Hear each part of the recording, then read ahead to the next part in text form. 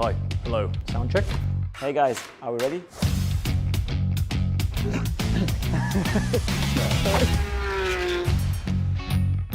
Six rounds. 12 races. Tough competition. Real racing. From Bahrain to Saudi Arabia. Iconic tracks. And breathtaking destinations. This is the second season. This is The Porsche Carrera Cup Middle East. we're ready to go. That's it? That's it.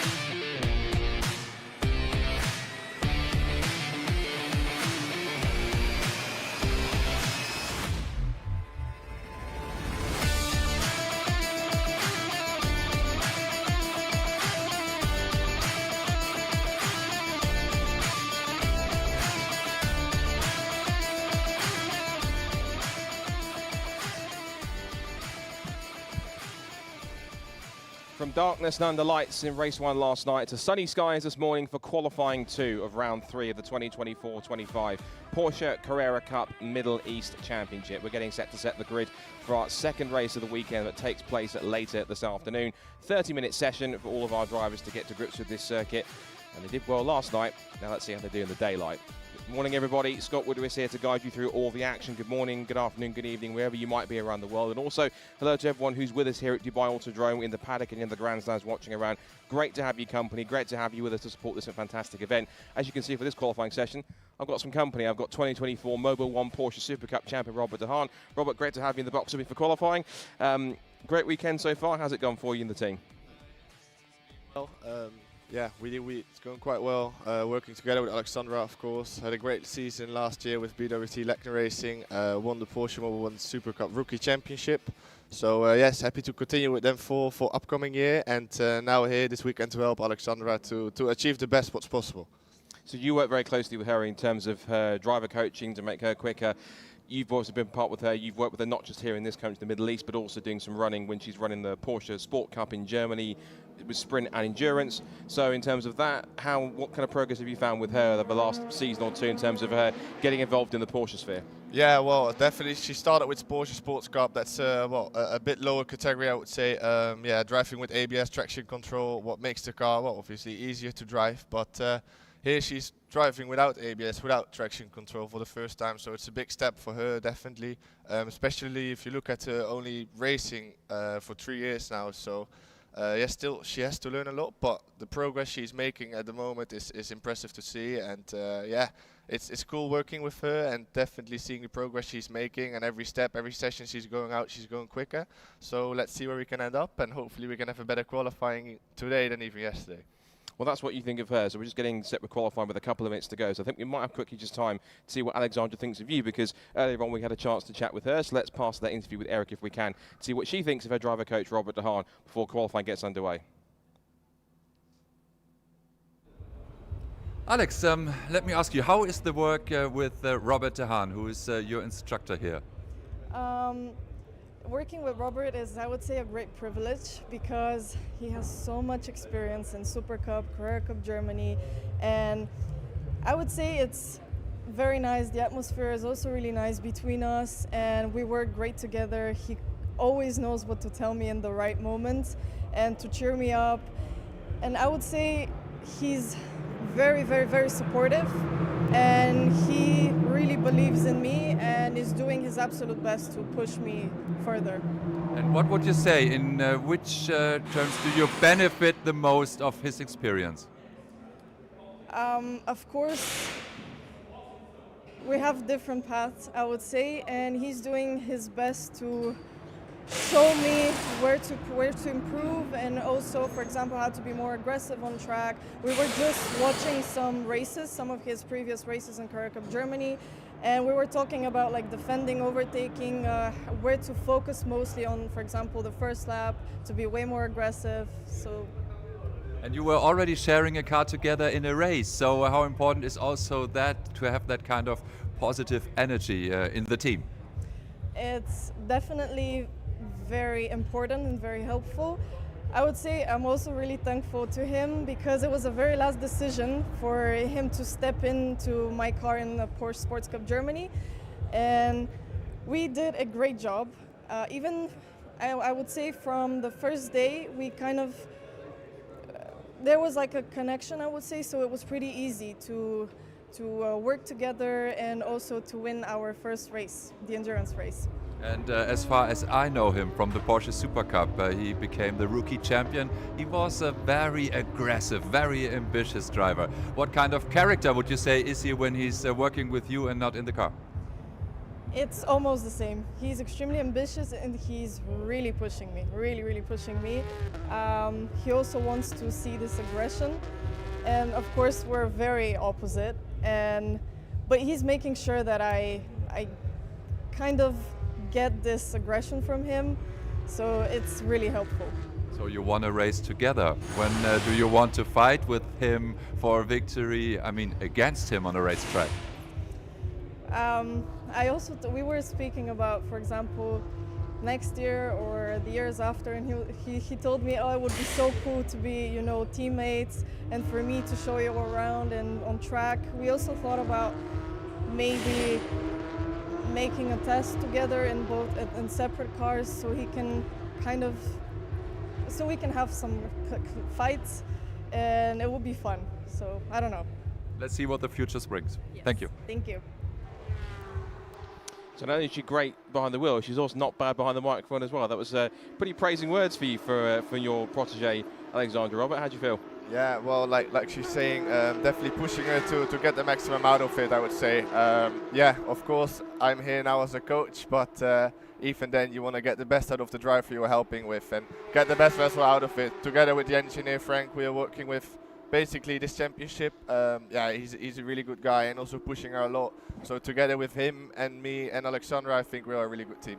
Excellent. Well, hopefully she can bring the goods in this qualifying session. Now, unlike yesterday, it looks like the majority of drivers have gone out quite early. We saw yesterday they were saving up their tyres a little bit to get the optimal lap in Q1. They're going a bit more early this time, including the top two from yesterday. In fact, that's our race winner and championship leader, Jana Stiak, and also second place man James Wallace, who did get the better start at the end of the start of race one, did out-drag Jana into turn one, take the lead briefly in the first few corners before Jana took it back on the approach to turn 10. So, given the fact you have limited sets of tyres as we watch the first few drivers setting their initial lap times, and we'll look at times in a moment, how crucial is it? This is a particular series when you've got limited tyre sets on a circuit like this where it's a mix of front and rear limited corners. It's absolutely critical. The tyre management is pretty much the key thing. They're saying in a series like NASCAR that tyres are what win you races. Would you say in a series like this it's the same thing? The driver that not only has the good pace but can look after their tyres the best is going to be the one that's going to have the advantage in the end? Yeah, definitely. It's very crucial. And here in the Middle East, because it's so hot and the tyres, yeah, they ask a lot on the track, you know. And, well, like we see now, everyone is going out earlier than yesterday. I knew that because, well, from yesterday's race, you could carry the tires over to today. So basically, they're warming up themselves now. So for the last 15 minutes, they all get a new set of tires. And that's basically where we're going to see the times. And well, see where everyone stands in qualifying. But I would say these first 10 minutes are just to get everyone warmed in and be ready for that new set of tyre. Yeah, this will be the first few laps just to get a banker lap in, set a benchmark, and then once they get on those fresh tyres, as you're absolutely right, Robert, to get the pace up and get close to the times that we saw yesterday. Janis Diet set the pole yesterday, and he did a lap that was only half a second off the lap record set by last year's Middle East champion, Teo Overhaus. That was about a 2 minutes, 0.3. Really impressive lap time, gave him pole by about 0.8 of a second. So really he's been looking to try and replicate that, particularly when he bolts on the brand new set of Michelin Pilot Sport slicks. First few banker times coming in. These won't be the final pole times, of course, so we'll wait and see with that. But at the moment, the initial opening lap times, it's Banksy, who's our Japanese Masters driver who won the class yesterday.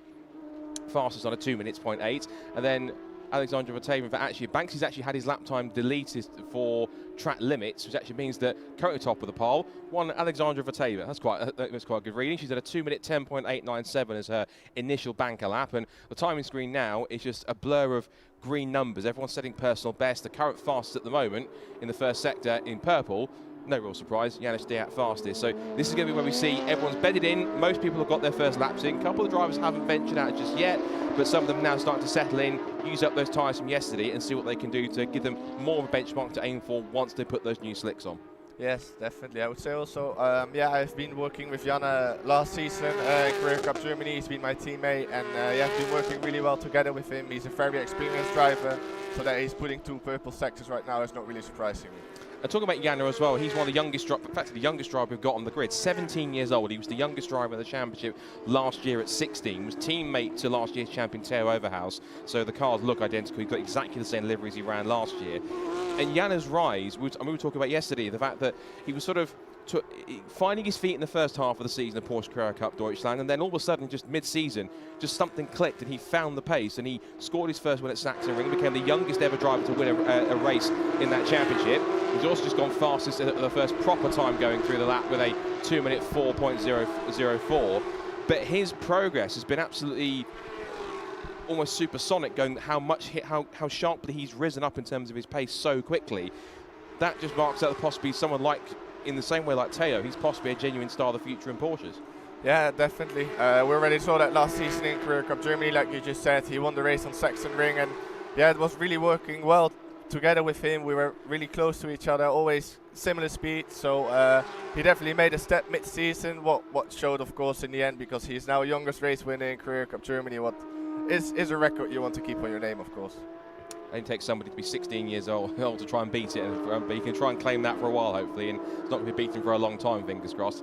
So first lap times are coming in then of proper representative times in a way on these older tyres. Janis Diat fastest on a 2 minutes 4.004.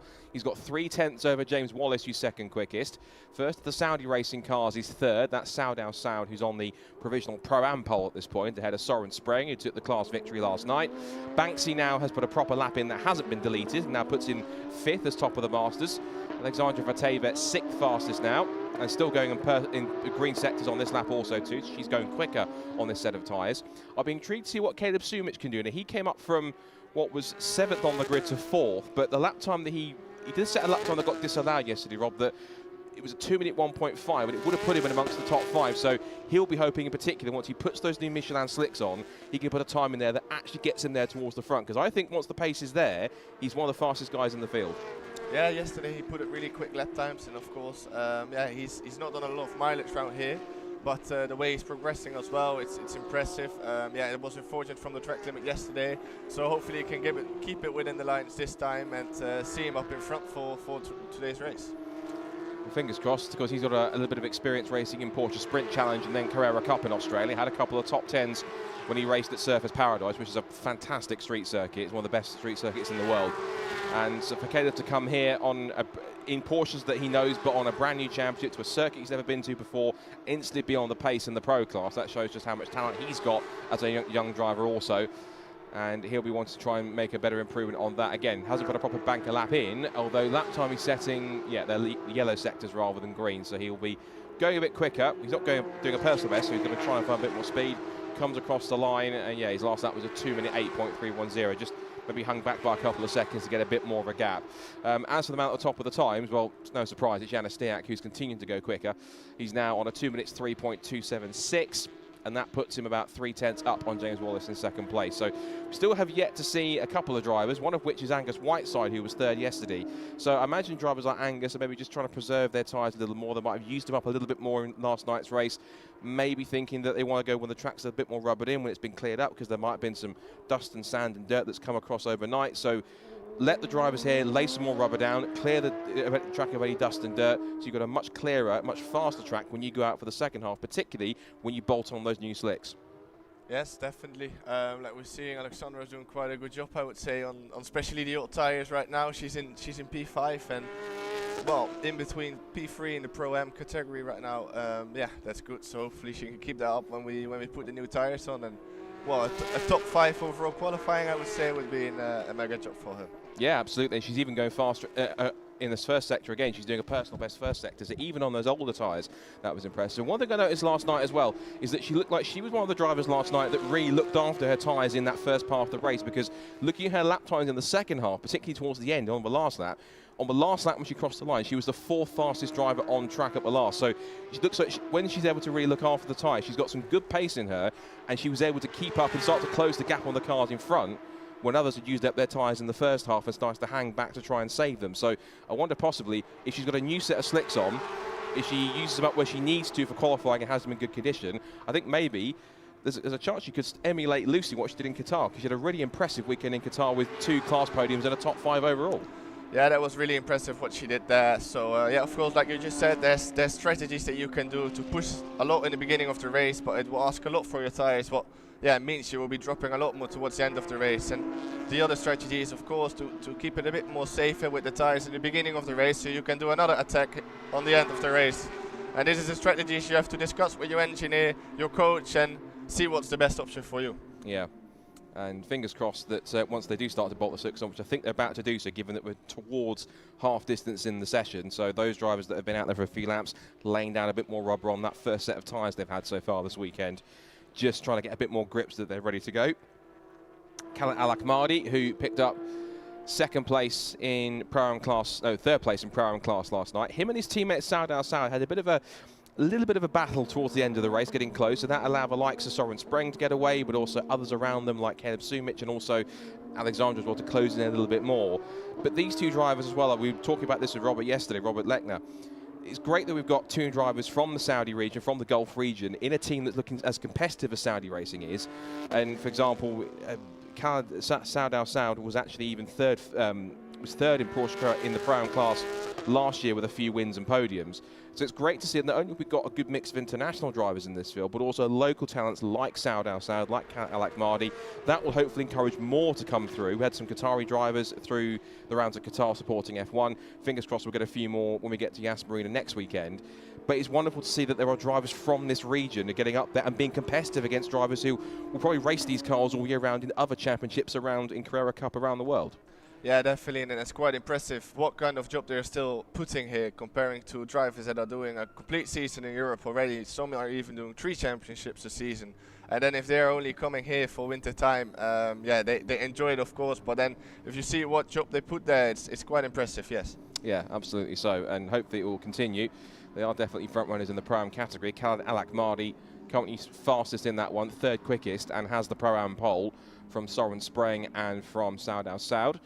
So one of our couple of drivers who haven't yet set lap times, the 3 that we haven't seen yet on track, one of which is going out, is Krista Andero, the Swede, from Porsche Carrera Cup Scandinavia. There he is. The others we haven't seen yet are Angus Whiteside and also Stanislav Minsky, who was here last weekend racing in the Dubai 24 Hours. But here is Krista Andero, run by Proton Huber competition. And that's another point we were making as well yesterday. Teams like Proton Huber, GP Elite, GT Sports Technology, other drivers that are teams in there as well. It's, again, professional teams that are no strangers to these cars. They've run them for several years and had great success. The fact that they're out here supporting drivers and have clients that are racing in the Porsche Carrera Cup Middle East, that further adds to the credibility to this championship. Receiving the Carrera Cup name last year, it's its 2nd season as an official Carrera Cup championship. Again, the teams believe in it, the drivers believe in it, the drivers from the local region believe in it. It's all down to the great work by Porsche and, of course, by their official partners, Lechner Racing, to put this championship together. And ever since it first ran all the way back in 2009, it's been one of the most successful regional championships that Porsche have run since it first began almost kind of 10, 15 years ago. Yeah, it definitely is. Yeah, if you look at Huber Racing, GP Elite, they are both Super Cup and Carrera Cup Germany teams, so that's like highest level of cup racing. They're coming to this region driving this championship because they believe in the championship. So hopefully over the years we could see more cars on the grid and actually grow it up to a big championship. It's a great way also for these European drivers and other continental drivers to actually keep racing and driving throughout the winter, because some drivers choose to either go driver coaching or take a break for the winter and look for sponsors or anything else. Others who've got the budget to do so, and granted it's mainly down to budget for some, but the fact they can come here to a region like the Middle East where they're in the middle of their racing season, when the Western season's finished and is in hibernation, shall we say, until kind of March time, they can still come race here, race on good quality, F1 quality, FIA Grade 1 tracks, like Dubai, like Yas Marina, like Bahrain, like Qatar, like Jeddah at the end of the season, supporting World Endurance and Formula One. That's a great chance for them to not only keep their hand in, keep themselves race ready, but also it's great for their portfolio to say that they've raced on F1 weekends and World Endurance Championship weekends. That's not an opportunity that you get too much, unless you're racing in the Super Cup or other regional championships. During this is quite a unique position for this championship, and one that I think should be attractive to a lot of drivers outside of this region to further come in and actually get more mileage, so they're ready for when they go back to Europe or the US or Japan or Asia or Australia, so then they're race ready to go back and they can be straight on the pace. 100% yes, because, well, if you are going to drive Super Cup for the season, then this is the right championship to practice in, because, well, with three rounds, actually, 2 rounds this year, that you are driving together with F1, so that's basically Super Cup, you're still driving on F1 rubber.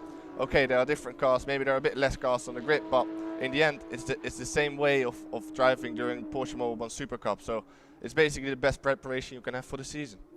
Definitely so. It's great to have got a nice international field of these sort of 8-9 different nationalities represented, both local and those around the world. And I've got vast experience in almost all the different Porsche Carrera Cup championships that exist. So 13.5 minutes to go in the session, and Krista Andero's gone out essentially to try and see what he can do to set a good lap time. Set a banker time already, but he's down at the bottom of the times. Janusz Stiak currently on provisional pole position, but a lot of the teams now into pretty much wait for their moment and switch over to the brand new Michelin Pilot Sports slicks they'll have ready for them.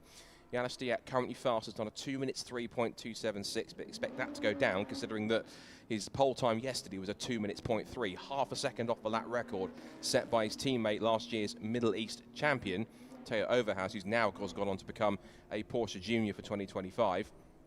James Wallace, who shared the front row with him yesterday, challenged him for the race lead and got it momentarily in race 1. He's currently second fastest, some 3/10 back.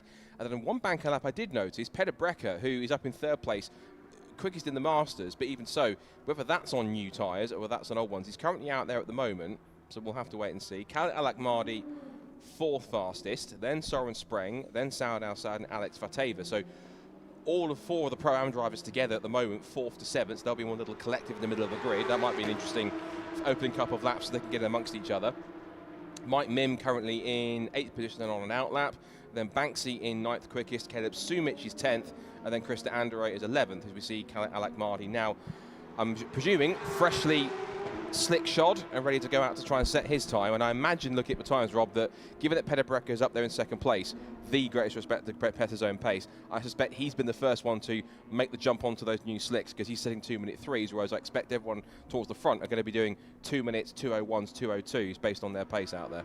Yeah, it looks like he already put in new tires, so we'll see what the others can do now. Of course, we need to take our mind. Today it's hotter, the qualifying is on a different time. Yesterday we had qualifying in the end of the day. It was a bit cooler, the sun was going down, so I would say the track had almost at optimal best conditions for the tires and for the cars, for the engine. So yeah, we will see now what they can do and what the difference will be. Yeah, definitely. I've always learned in particular that even though I haven't done much real racing myself or any real racing myself, but I've always learned on that top side that ideally you want a cooler track, so it means you can moderate those temperatures of the tyres much better, because a warm track means that you can send them into overdrive, and it's ironic, having too little heat or too much heat can make the tyres feel like ice and lose your grip. You want them in that real sweet spot operating range to really get the most out of the grip when they're at their stickiest and can provide the optimal performance. So you're absolutely right with the temperature. Also, the fact that's going to be a factor, given that it is earlier in the day, whereas qualifying yesterday was at around about 5:30 in the afternoon. So therefore temperatures were cooler, the sun had gone down a little bit, the shadows were a little bit longer, so it was easy for them to set quicker lap time. So maybe pole might not necessarily be a 2 minutes 0.3, but Janusz Stiak will still, I'm sure, or those challenging him, get up there towards the top. Just seeing Alexandra Vateva now on her new set of slick tyres, amongst others, out there to try and warm up. Just finding a bit of, just hanging back a little bit purely just to find some track space so she's not getting caught up in traffic or in any turbulent air from the car in front if she's following too closely. So on an out lap at the moment. And so it's, for those who might want an insight, when you're on this situation, you've just put a new set of slicks on, you're going back out to try and get a good lap time in qualifying here. Just takes into the mind of what process you go through as a driver. You've got out the pitch on a fresh set of slick tyres, you want to try and go for pole position. What's the process, what's your mindset in this out lap here to get yourself set up to go for this potential pole setting lap? Well, it's preparing the tires, of course, for that one lap. You're trying to find the peak of the tire for that one lap that you need it.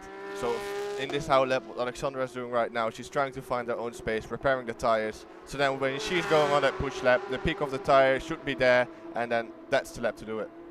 And she's not necessarily weaving what she is doing. She's braking back and forth to put some heat into the brakes, but also braking is actually one of the best ways to dissipate heat through the tyre, to actually warm it up without wearing it and doing too much weaving. You can do that from side to side, but you've got to be careful not to use them up too much, because this circuit has got quite a lot of long corners on that side. So it's all about getting the heat. There's that mix between heating the tyres up into the optimal range and get the pressures up just right, but not using them up too much. And also, it counts with brakes also. Use the brakes too much, they're going to get hot, they overheat, they're not as efficient. You can stand on the pedal and you get very little, or the front brakes will just lock up and either you'll lose the rears or the fronts and you go straight on or spin. So it's a very fine balance you have to find both on tyre and brake temperature to really get them in that optimal range. And sometimes, I guess, as a racing driver, it's quite narrow to find that range. It's not a big range, it's very narrow and finite to get it just in the sweet spot so that you're on optimal range. Yeah, it's hard to find that sweet spot sometimes, but it's not only about preparing the tires. Of course, you also have to look behind you if you're weaving, not blocking another driver coming on a fast lap. If you're going too fast or too much offline while weaving, you of course pick up dust, especially here in the desert where we are. Online, there's a lot of grip, but as soon as you go offline, yeah, there's sand and dust, and you will just lose a lot of grip. And that's just a one-way ticket to the difference between getting on pole and starting mid-pack. Just one small mistake can change everything. So Krista Anderow, who's another one who switched onto these slick tyres straight away, he let the few drivers ahead of him go out and put some more rubber down onto the track to go quicker. He sets the fastest first sector. Let's see what his first proper lap time is on fresh rubber. Across the line goes the Swede. There's a 2:02.437. Solid lap times. That now puts him at the moment fastest, but the times will start to tumble once they're on a quicker lap. I think Janusz Stejek has just got onto his first proper flying lap on new tyres. So just looking at Mike Mim, we're just hearing in our ears that apparently Mike Mim has gone for a spin. Oh no, it's Soren Spreng, in fact, actually. So one of the two. Mike Mim or Soren Spreng's had a little bit of a spin exiting turn 15. So onto the pit straight comes Soren Spreng, yesterday's Pro-Am class winner. Started 6th, managed to finish 5th overall. And in terms of his results, that was his best result of the season, given that his best result prior to that had been 8th in the first race at Bahrain. So that was much progress made from the Pro-Am champion in last year's Porsche Carrera Cup Deutschland. 7 minutes to go.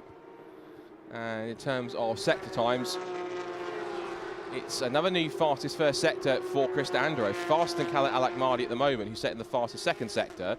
But even with that, Robert, he was only second quickest. So Krista's time actually was quite a decent lap for him, particularly given that other cars behind, particularly Al-Akmadi as well, has not been able to beat it so far. Yeah, if you look at it right now, he's again purpling the first sector, was quite impressive. So yeah, even he's a master, but at the moment he's P1 overall, so that's a mega job by him.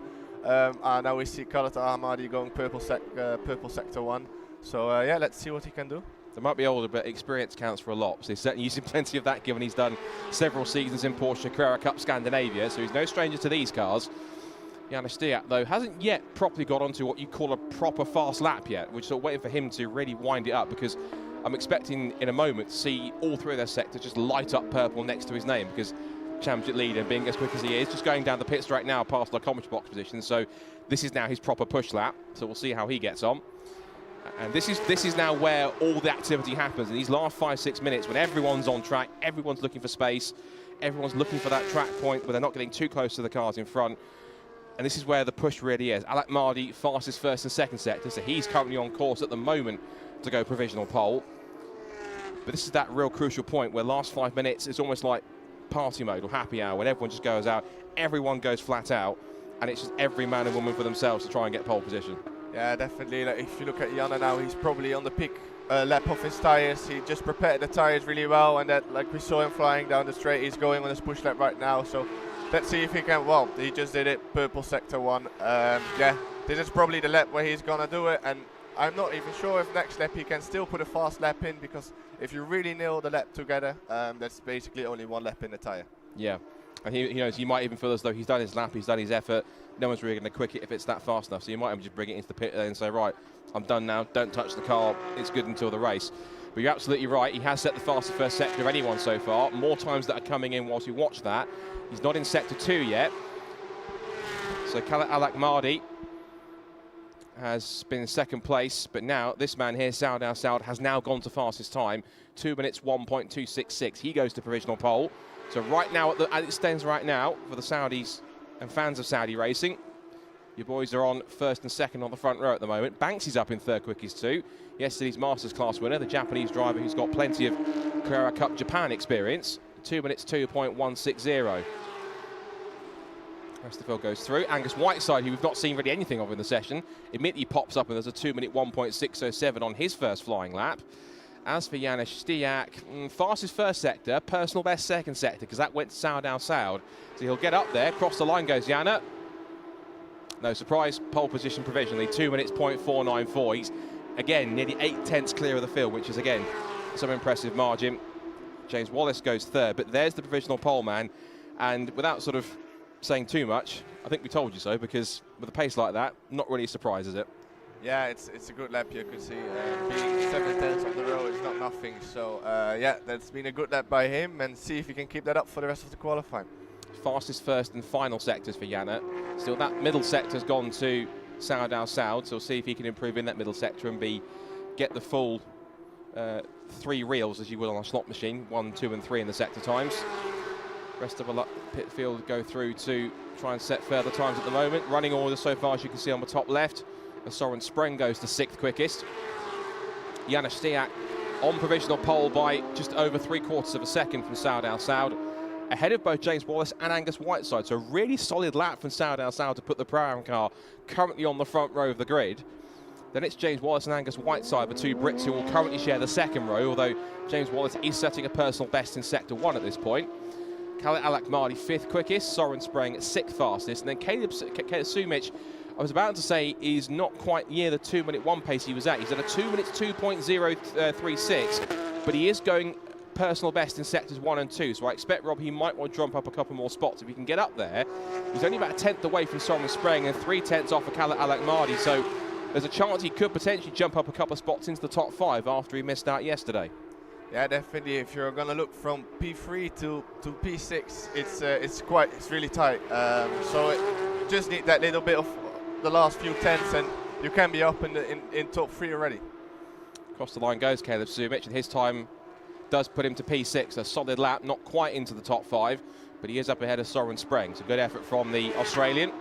There he is in car 14. As you mentioned, the experience in both Porsche Sprint Challenge Australia and in Carrera Cup Australia. He's done a handful of rounds. I was talking to his engineer PB over the past couple of days, and of course Caleb's saying Caleb's a great young talent. Couldn't quite find exactly the same pace that he had in testing on Friday, but in free practice, but certainly getting up there and enjoying his time out here in the Middle East as we get set to the last under 2 minutes left in this session. And so still look at the rest of the top 10 outside of the top 6 now. Soren Spreng 7th, Banksy's in 8th, Krista Andero is 9th, and Alexandra Fateva currently sat in 10th at the moment.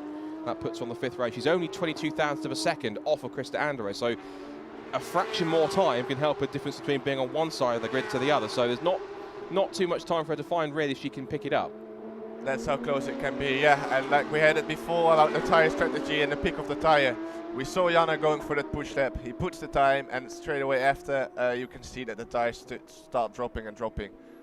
Yeah, he had 1 lap with yellow sectors, and like we can see now, he already backed off. He knows the tires have dropped, so it's better than to save the tires for the race later today and get the maximum out of that. Because I think there was a moment in yesterday's race I saw that Janne had good pace initially, but I think he maybe backed off a little bit to save his tyres in the middle part of the race, because James did come back at him and gain a couple of tenths over the next couple of laps. But then in the second half of the race, I think once he'd sat back and sort of let the tyres cool off a little bit, cool his pace by about, I don't know, 5–10%, and then go back again. He pulled that gap out to some 3 or 4 seconds and still won in the end.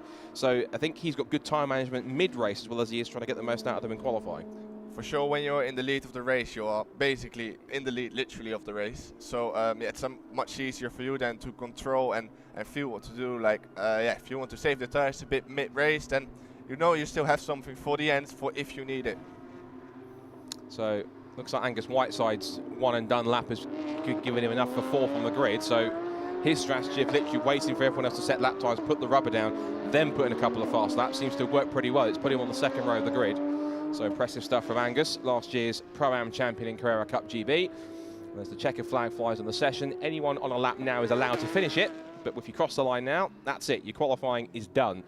So we'll see. There's no one currently at the moment, apart from Mike Mim, setting any more fast time. Well, I say that. Alexandra Vateva is now on a personal best first sector at the moment. She's on a 40.799. So we'll see if she can improve in car 56. Currently 10th fastest.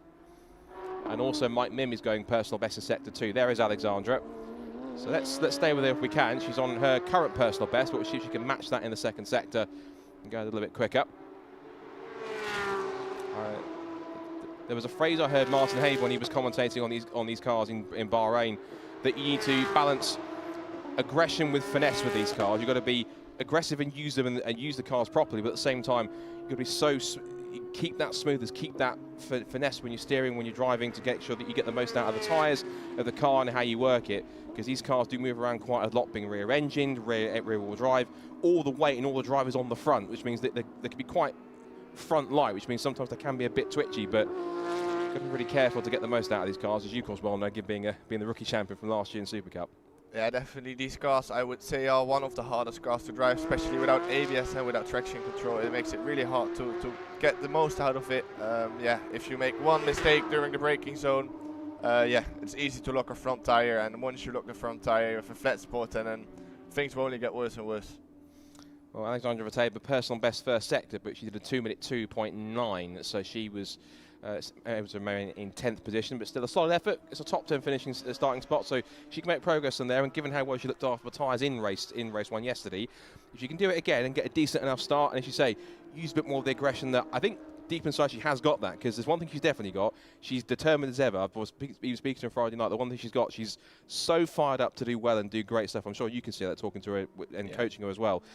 She's got so much determination to do well that I'm certain that as she keeps on taking more and more advice from yourself and building that confidence more under braking and also being more aggressive and making moves, that she'll start to find that more lap time and become a bit more confident and even make up a couple of places off the start. So P10 is a good chance for her to make up a couple of spots, see if you can get into the mix and see what happens in the rest of the race. If she can look after her tyres in the same way and others also start to have theirs go off in the second half of the race, there's opportunities there. Definitely is, but it's good to see that she really wants to work for it and of course try and beat the other boys here. I'm quite sure me walking back now, she will not be fully happy with that P10, but you know, it's good that she wants that more and she wants to beat those guys. So yeah, we will do everything to prepare a maximum for race 1, and hopefully I can bring her some of my aggression for the next race today. I'm sure you can. So qualifying then is complete. Checker flag is out and everyone is in pit lane, which means that Janusz Stiak, once again, championship leader, is on pole position. That's his 5th pole from 6 races, which means that he'll start from pole for the 5th time in 6 races at the front of the grid in that familiar number 40 DHL livery. But impressive lap from Saud Al Saud means that it's not an all-pro front row. Saud Al Saud puts his car on the front row of the grid. A great effort from the Team Saudi driver. 2nd quickest, 3/4 of a second off the pole time, but ahead of both James Wallace and Angus Whiteside.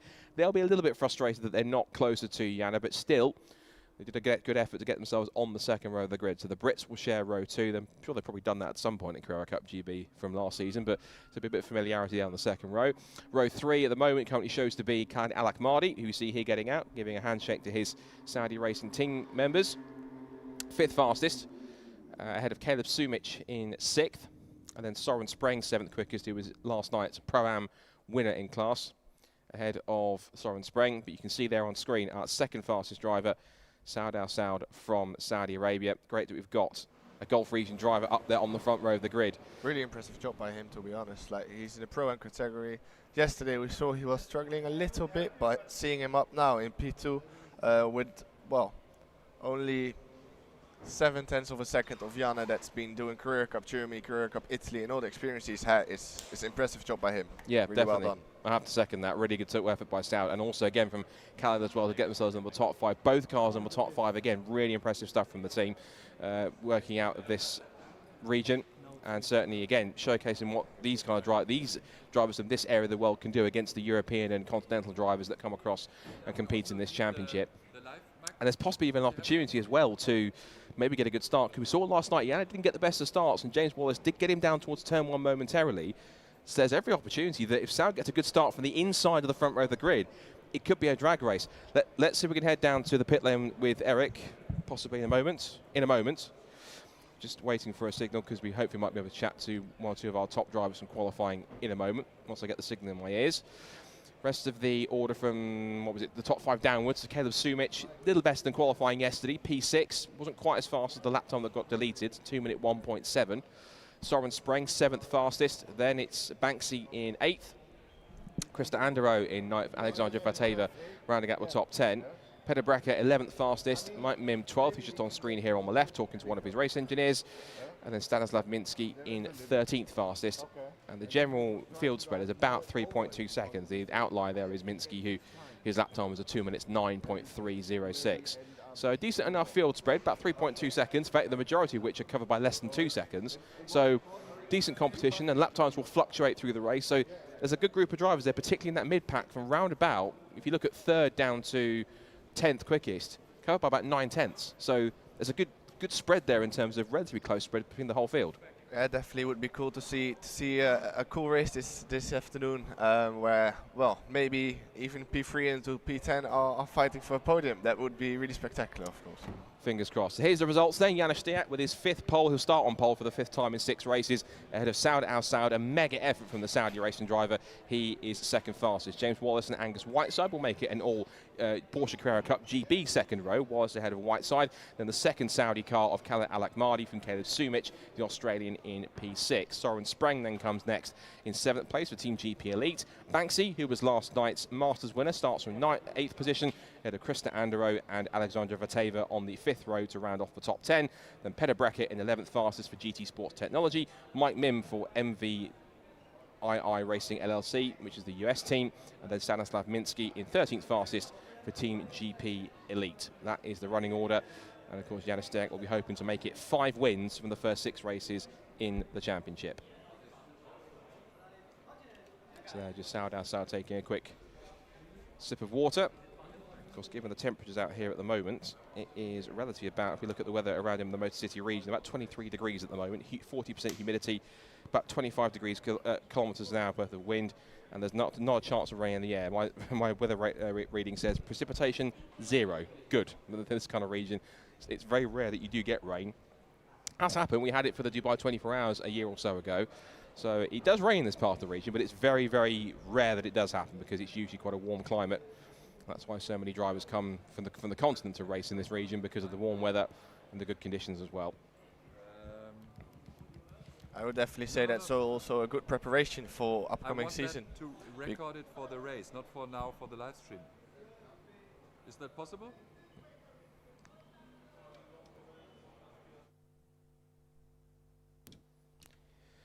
So yes, continue on, Robert. It is probably a good preparation for upcoming seasons. Definitely driving here in this hotter country. If you would compare it to a Porsche Mobil 1 Super Cup, for example, driving with hot weather during F1 events. If you compare that with Budapest, it's also really hot there during an F1 event. So I would say this is probably one of the best preparations you can have. Excellent stuff. Well, that's qualifying complete then. The race is coming up in about a couple of hours' time. We'll be racing in the daytime rather than under the lights. But for myself, Scott Woodwist, thanks once again to Robert DeHaan for a fantastic job as being my co-commentator for this one. So, Janusz Stiak then, a 5th pole from 6 races. Can he convert it to a 5th win from 6 races? We'll find out in a few hours' time. But for myself and Robert, from all of us here at Dubai, thanks for watching. Tune in a couple of hours for the next race of the season in the 24-25 Porsche Carrera Cup Middle East Championship. But now enjoy the highlights. We'll see you in a couple of hours. Bye for now.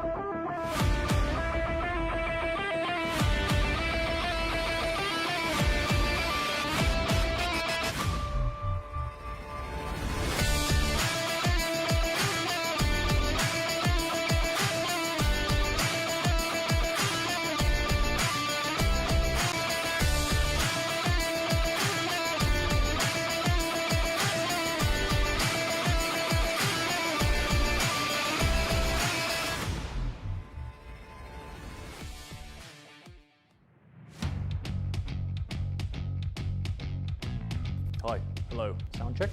Hey guys, are we ready?